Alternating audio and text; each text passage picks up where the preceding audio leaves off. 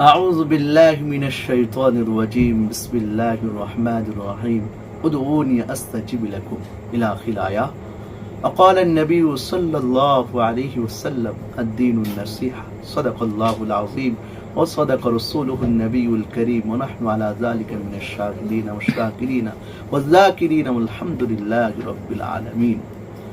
আজকের আপনারা জানেন শাবান মাসের আজকে 14 তারিখ আর সফর মাসের হচ্ছে আজকের 5 তারিখ এবং ইংরেজি হচ্ছে জুলাই 31 তারিখ। আজকের একটা সুন্দর একটা হাদিস নিয়ে আপনাদের কাছে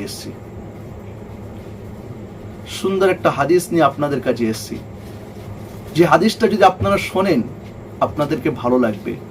আর আপনাকে যেটাই রিকোয়েস্ট করব 2 মিনিট হলেও এই হাদিসটা শুনে এবং যদি ভালো লাগে অপরের কাছে হাদিসটা পৌঁছে দেবেন। বনি ইসরায়েল 3টে যুবক ছিল।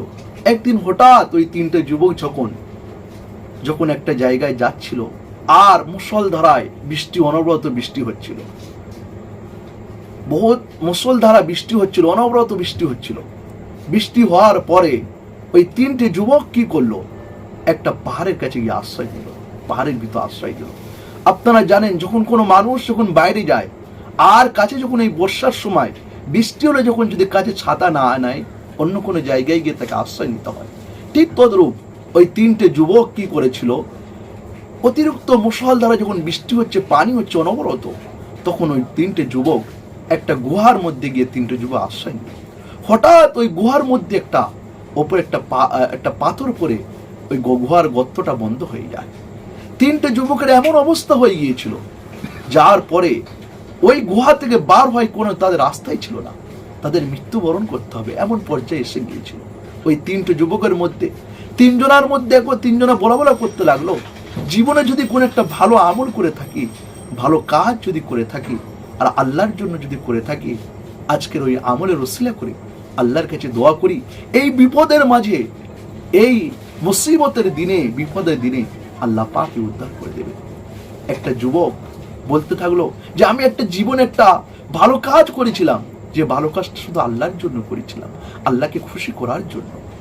একটা যুবক বলল, হঠাৎ একদিন আমি কি করলাম, 2 রাকাত নামাজ পড়ার পর আল্লাহর কাছে দোয়া করলাম, আল্লাহ আমি হঠাৎ একদিন আগে আমি আমার যা কিছু খাবার বাড়িতে নিয়ে যেতাম, প্রথম আগে আমার মাকে খাওয়াতাম আর তারপর আমার বাচ্চাদের, আমার স্ত্রীদের, তাদেরকে আমি আহার দিতাম।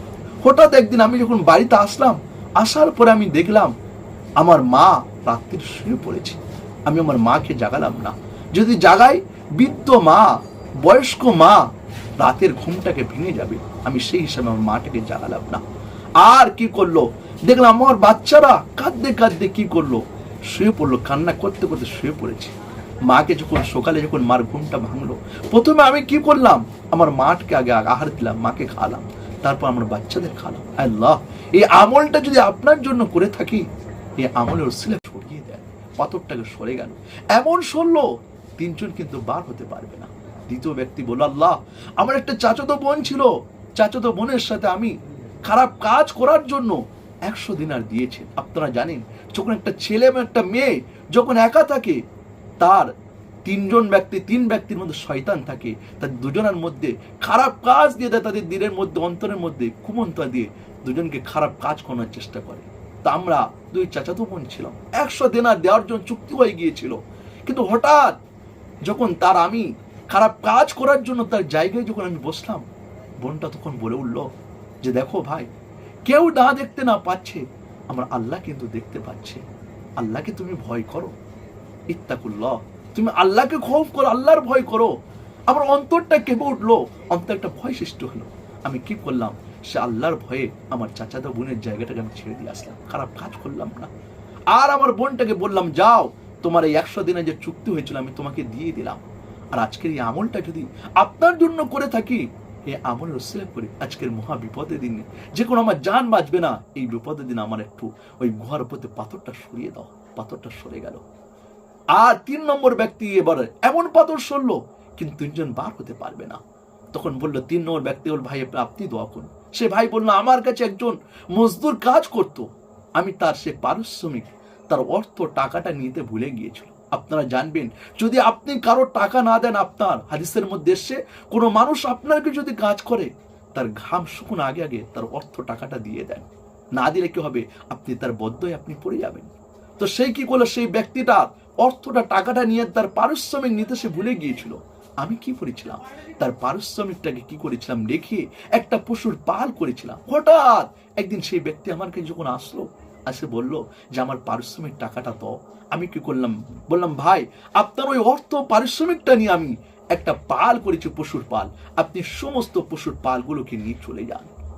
তো কি করলো, সে সমস্ত, সে বললো আপনি কি আমার সাথে ঠাট্টা করছেন, মজাক করছেন আপনি? বলে না, আপনার সাথে আমি সত্য বলছি, আপনি এই পশুর পালটাকে নিয়ে চলে যান। সেই ব্যক্তিরা কি করলো, পশুর সমস্ত পালগুলোকে নিয়ে চলে গেল। বলল, তখন সেই ব্যক্তি বলল, আল্লাহ যে এই আমলটা যদি আপনার জন্য করে থাকি, আর আজকের মহা বিপদের দিনে এই